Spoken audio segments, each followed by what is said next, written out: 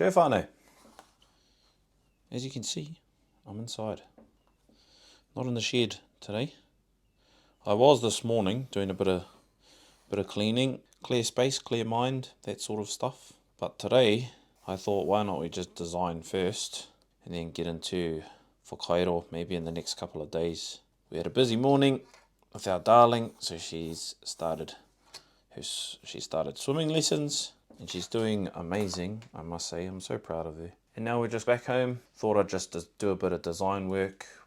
We'll transfer it. I've got a couple of boards here, so we'll design, transfer, and then we'll get into Whakairo maybe in the next couple of days. So the design I will be doing is the koiri. If you don't know what the koiri is, you can check out a video in the description box below. Basically, a koiri is a koru curling in on itself. This was one of the first designs I was taught how to carve. One thing when it comes to Whakairo as well, is what I was taught, was you want all your lines touching and you want to try and stay away from squares. And I'll show you what I mean. So for example, right here, so you have a triangle, triangle, triangle, triangle, triangle, triangle, but here you have a square. So you want to try and avoid that, because filling these is a lot harder than filling triangles. That's just what I was taught, right? If anyone else has any other like reasonings behind that, or if there's other Whakairo artists that have a different whakaaro, definitely let me know, because I'm always keen to learn, I'm always keen to grow, and share that knowledge too. So for this, what we'll do is we'll actually do another one. There you go. The most basic design is this one here. And then what you do for these edges is you add a curve here, you add another curve here, another curve there, so corner. Remember, make sure those edges are touching. And then you would do your unonahi, or your scales, following that same curve as your koru. Same on this side. And then you would just fill in all the rest with unonahi. See, so for these ones, you same thing. Here's your curve for your koru, so your unonahi would go there. So for this space, your unonahi would follow that curve and come all the way around. And then, yeah, you just keep going. Obviously, you would try and space it as best as you can. And then, for these lines here, they wouldn't be there.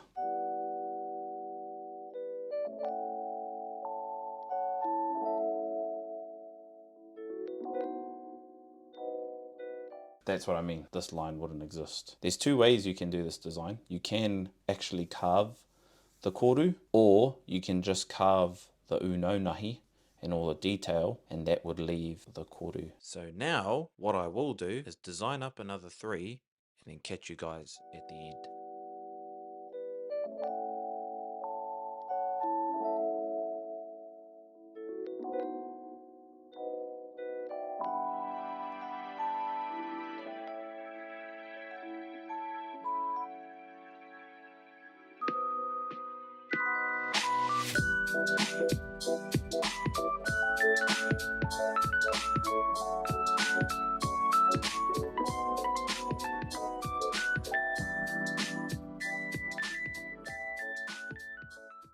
I'm going to pick number 1. You guys let me know down in the comments which one you'd like me to do. If you saw here, I did something a little different. So you would carve all of these coloured in parts, and then the koru would reveal itself. Alright whānau, here we go. Our first practice board. Before you even chuck the design on, you need a border.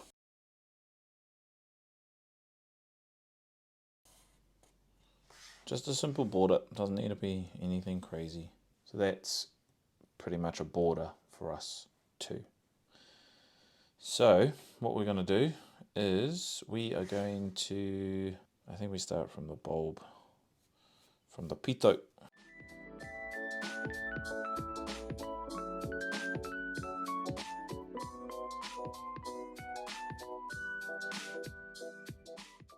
Yep, there you go. You already see this line here is a lot thinner than this line. So ideally you would want your border, the koru itself, and this manua line to all be the same size. But now we will come back.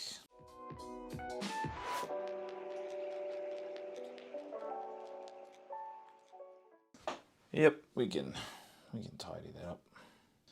Then we would go the other way. So quickly do that one.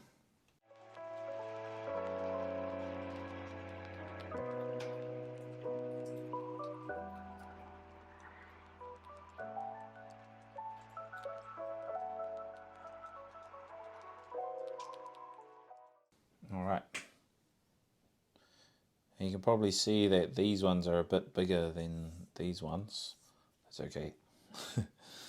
That is okay. Hey, it's our first board back in. It's not too bad. And then we would do our unonahi. So for this one up here, remember again what I was saying, following that curve, follow the curve of the koru. Usually do 3 and then you would finish it off like that. And same on this side. There's your koru.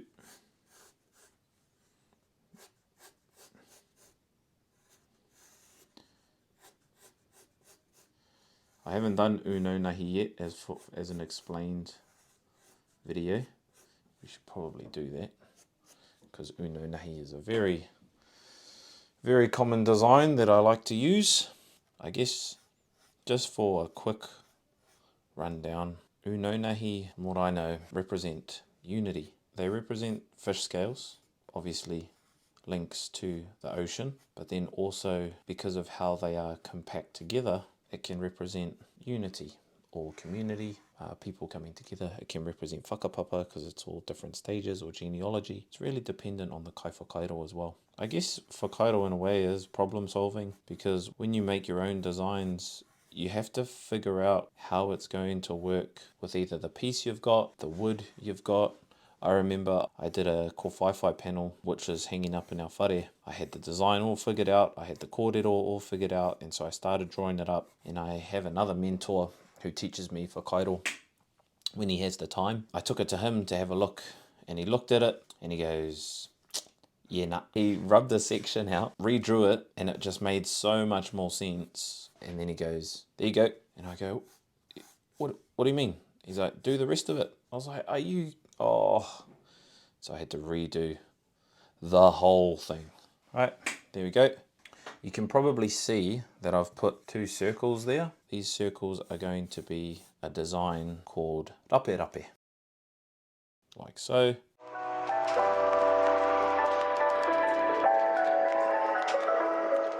And there you have it, te whānau. First practice board, ready for the shed. How we'll do it, we'll do all the detail. So we won't actually carve the koru.